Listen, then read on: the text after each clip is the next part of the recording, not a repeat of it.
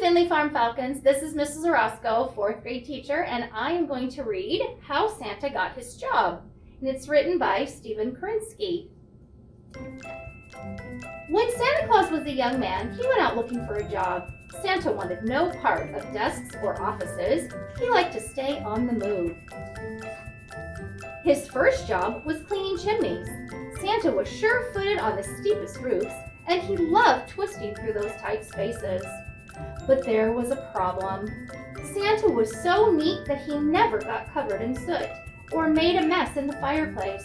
So nobody believed him when he said he was all done. "Where's the proof?" said someone. "You're not even dirty," said others. This led to a lot of arguments. Santa worked for the post office next, where everyone could see that he was doing his job. Santa's favorite part was bringing packages to people all over town.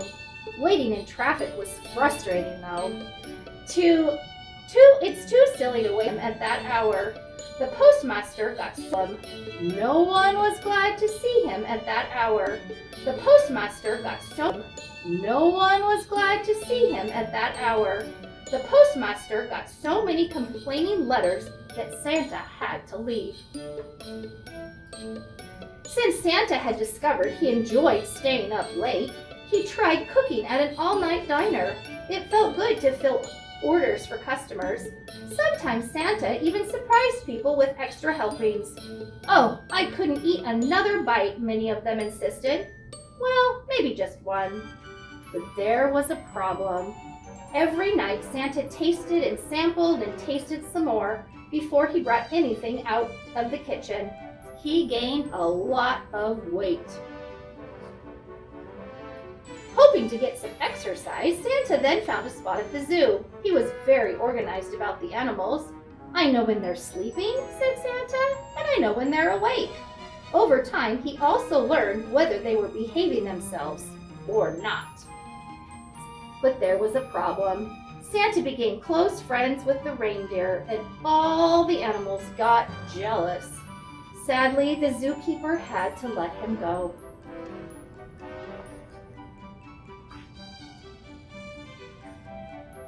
Oh, goodness.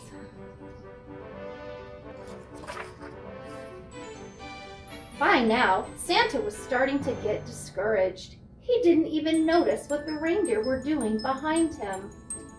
They worked hard to cheer him up. Together, they joined the circus.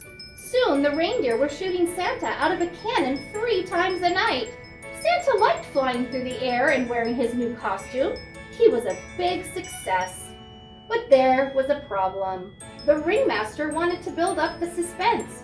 "You need to look frightened," he told Santa. "We want the crowd to worry about you." But Santa was having too much fun for that. "Ho, ho, ho!" he always cried as he flew through the air. So the crowd wasn't worried at all.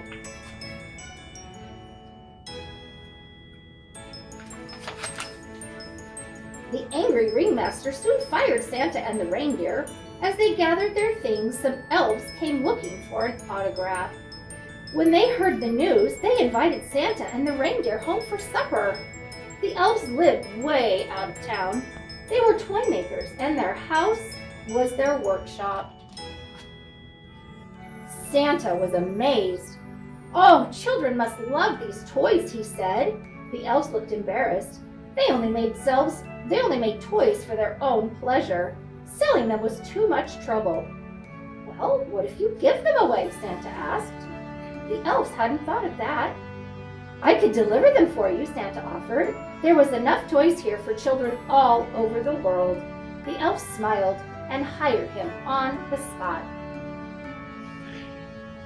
The elves made Santa a special sack that was always big enough, no matter how many toys there were put in it. Then they built him a sleigh. The polar bears offered to pull it. They were very strong and whipped Santa across the snow. But there was a problem.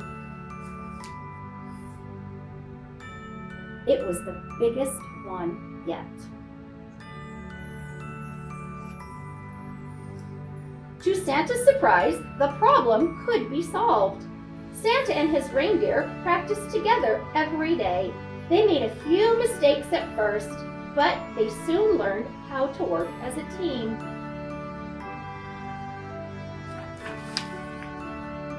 In the darkest part of winter, when people really needed their spirits lifted the most, Santa got ready to go. As the elves said goodbye, they gave Santa an emergency kit. It held a compass, ski goggles, cough drops, and other things. Santa thanked them very much. After all his job had taught him, it was good to be prepared. Then Santa and his reindeer took off. That first night was a little hard because Santa was still learning about shortcuts and high winds, but at last he got the hang of it. Ever since then, the elves have made toys all year, and Santa had given them away in one night. He loves his job as much as ever, and he's gotten pretty good at it over the years. Still, he always keeps his emergency kit close by, because no job is perfect.